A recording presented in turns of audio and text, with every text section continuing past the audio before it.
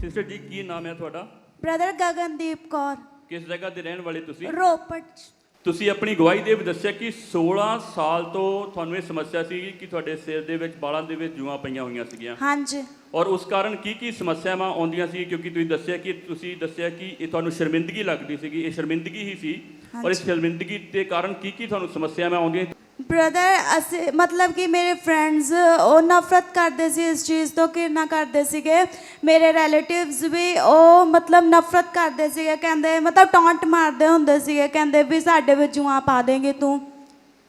ਤਾਂ ਮਤਲਬ ਕਿ ਬਹੁਤ ਜ਼ਿਆਦਾ अन्य ਜਗ੍ਹਾ 'ਤੇ ਵੀ ਗਏ ਅਤੇ ਕੁਛ ਅਸਰ ਨਹੀਂ ਹੋਇਆ, ਅਤੇ ਬਹੁਤ ਸਾਰੇ ਟਰੀਟਮੈਂਟਸ ਕੀਤੇ, ਕੁਛ ਵੀ ਅਸਰ ਨਹੀਂ ਹੋਇਆ। ਅਤੇ ਮਤਲਬ ਕਿ हेयर ट्रीटमेंट भी मैं करवाया सी, जिस नाल भी कोई असर नहीं सी होया।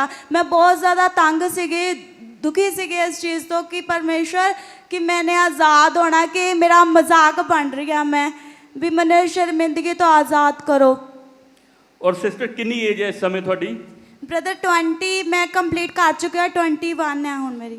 और तुसी दस्सिया कि थोड़ी इस समय एज जो 20 आ, और ਤੁਸੀਂ ਜਦੋਂ 4 ਸਾਲ ਦੇ ਸੀ ਉਦੋਂ ਤੋਂ ਹੀ ਤੁਹਾਨੂੰ ਇਹ ਸਮੱਸਿਆ ਸ਼ੁਰੂ ਹੋ ਗਈ ਸੀ? ਹਾਂਜੀ।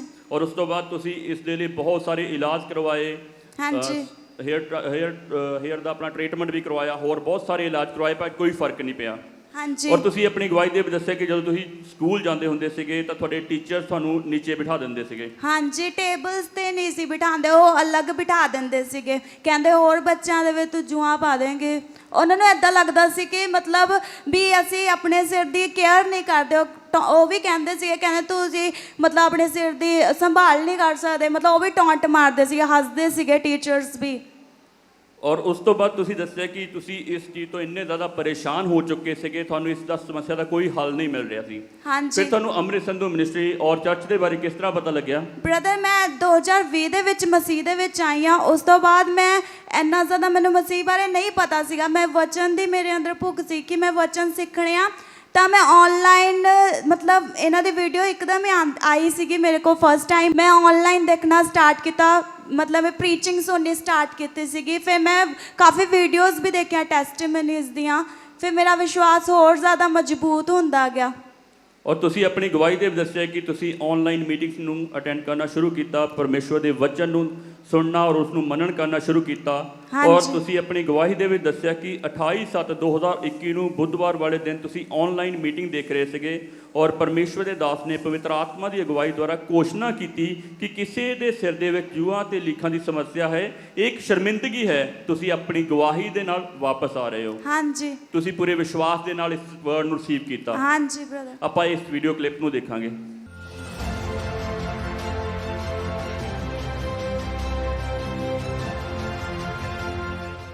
आत्मा मुझे बता रहा है जब आप गैर जबान में प्रेयर कर रहे हो, रंदा नमा, मैं एक व्यक्ति को देख रहा हूं किसी की सिर पर जैसे जिन्हों पंजाबी जुआ पैना कहते हो, जुआ पईयां इहदे बहुत ज्यादा। मैं किसी को देख रहा हूं आत्मा में, और आप इस बहुत शर्मिंदा हैं इस बात के कारण। मैं नहीं जानता वो बच्चा है कितनी एज का है, पर मैं आत्मा में ऐसे देख पा रहा हूं कि ये दुष्ट आत्मा, ये शैतानी बंधन जो आपके जीवन से टूट रहा है, ये शर्मिंदगी आपकी खत्म हो रही है, आप फ्री हो रहे हैं और यीशु के नाम में आप गवाही के साथ वापस आ रहे हो। जब अन्य भाषा में प्रेयर हो रही है, परमेश्वर प्रोफेटिक दे रहा है मुझे। ਔਰ ਜਦੋਂ ਪਰਮੇਸ਼ਵਰ ਦੇ ਦਾਸ ਨੇ ਇਹ ਘੋਸ਼ਣਾ ਕੀਤੀ, ਪ੍ਰੋਫੈਟਿਕ ਵਰਡ ਬੋਲਿਆ, ਤੁਸੀਂ ਪੂਰੇ ਵਿਸ਼ਵਾਸ ਦੇ ਨਾਲ ਆਪਣੇ ਲਈ ਰਿਸੀਵ ਕੀਤਾ। ਹਾਂਜੀ ਬ੍ਰਦਰ। ਉਸ ਸਮੇਂ ਤੁਹਾਨੂੰ ਕੀ ਮਹਿਸੂਸ ਹੋਇਆ? ਬ੍ਰਦਰ ਉਸ ਦਿਨ ਮੈਂ ਫਾਸਟਿੰਗ ਦੇ ਵਿੱਚ ਸੀਗੀ, ਮੈਂ ਸਡਨਲੀ ਮੈਂ ਜੁਆਇਨ ਕੀਤਾ ਸੀਗਾ, ਮੈਨੂੰ ਨਹੀਂ ਪਤਾ ਸੀਗਾ ਕਿ ਪਰਮੇਸ਼ਵਰ ਨੇ ਮੇਰੇ ਲਈ ਗੱਲ ਕਰਨੀ ਆ। ਉਸ ਦਿਨ ਪਾਸਟਰ ਜੀ ਪ੍ਰੀਚਿੰਗ ਕਰਦੇ ਸੀਗੇ, ਮੈਂ 2 ਮਹੀਨੇ ਤੋਂ ਇੱਕ ਪ੍ਰੇਅਰ ਕਰ ਰਹੇ ਸੀਗੇ ਇੱਕ ਵਿਸ਼ੇ 'ਤੇ, ਅਤੇ ਮੈਨੂੰ ਲੱਗਿਆ ਕਿ ਪਾਸਟਰ ਜੀ ਪ੍ਰੀਚਿੰਗ ਦੇ ਦੁਆਰਾ ਮਤਲਬ ਮੇਰੇ ਨਾਲ ਗੱਲ ਕਰ ਰਹੇ, ਮੇਰੇ ਪ੍ਰੇਅਰ ਰਿਕੁਐਸਟ ਦਾ ਆਨਸਰ ਹੈ ਪ੍ਰੀਚਿੰਗ ਦੇ ਵਿੱਚ। ਮੈਂ ਬੜਾ ਗੌਰ ਨਾਲ ਸੁਣਨਾ ਉਹਨੂੰ ਸਟਾਰਟ ਕੀਤਾ, ਅਤੇ ਮਤਲਬ ਜਦੋਂ ਉਹਨਾਂ ਨੇ ਮਤਲਬ ਪ੍ਰੀਚਿੰਗ ਵਾਲੇ ਸਟਾਰਟ ਹੀ ਹੋਈ ਸੀਗੀ, ਉਹਦਾ ਮਤਲਬ ਟੌਪਿਕ ਹੀ ਸਟਾਰਟ ਕੀਤਾ ਸੀਗਾ। ਫਿਰ ਉਹਨਾਂ ਨੇ ਘੋਸ਼ਣਾ ਕੀਤੀ ਸੀ ਇਹ ਵਾਲੀ, ਫਿਰ ਮੈਂ ਹੋਰ ਜ਼ਿਆਦਾ ਵਿਸ਼ਵਾਸ ਹੋ ਕਿ ਪਰਮੇਸ਼ਵਰ ਤੁਸੀਂ ਇਸ ਮੇਰੀ ਸ਼ਰਮਿੰਦਗੀ ਨੂੰ ਤੁਸੀਂ ਆਜ਼ਾਦ ਕਰਨ ਜਾ ਰਹੇ ਹੋ।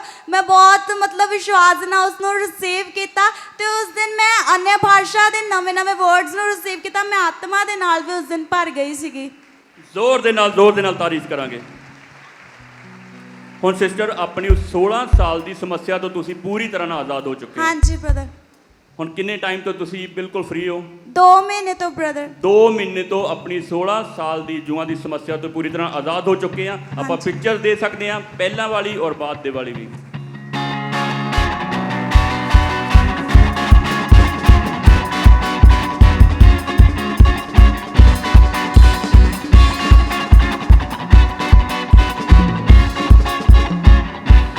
ਇਹ ਆਮ ਗਵਾਹੀ ਨਹੀਂ ਆ।